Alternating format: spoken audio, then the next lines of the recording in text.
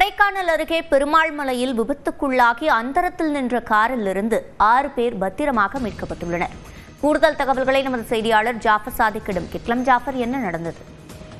நிச்சயமாக சிவரஞ்சனி, மலைகளின் நிவர்ச்சியான கொடைக்கானலுக்கு தினந்தோறும் ஏராளமான சுற்றுலா பயணிகள் வந்து செல்வது வாடிக்கையான ஒன்று.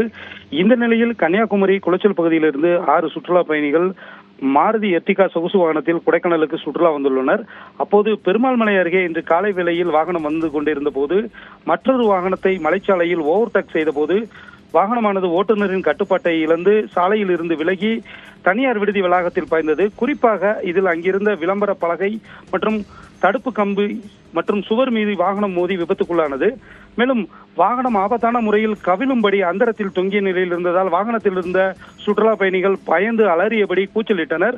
இதனை பார்த்த இந்த சாலையில் பயணித்த மற்ற வாகன ஓட்டுநர்கள் ஒன்றாக இணைந்து அந்தரத்தில் தொங்கிய வாகனத்திலிருந்து அவர்களை பத்திரமாக பாதுகாப்பாக மீட்டனர். மேலும் வாகனம் கம்பி மற்றும் தடுப்பு சுவரில் மோதி நின்றதால் அதிர்ஷ்டவசமாக வாகனத்தில் பயணம் செய்தவர்கள் காயங்களின்றி உயிர் தப்பினர். இந்த விபத்து காரணமாக கொடைக்கானல் வத்தலக்குண்டு பிரதான மலைச்சாலையில் சிறிது நேரம் பரபரப்பு நிலவியது. குறிப்பாக இந்த சம்பவம் குறித்து காவல்துறையினர் தொடர் விசாரணை மேற்கொண்டு வருவதும் குறிப்பிடத்தக்கது.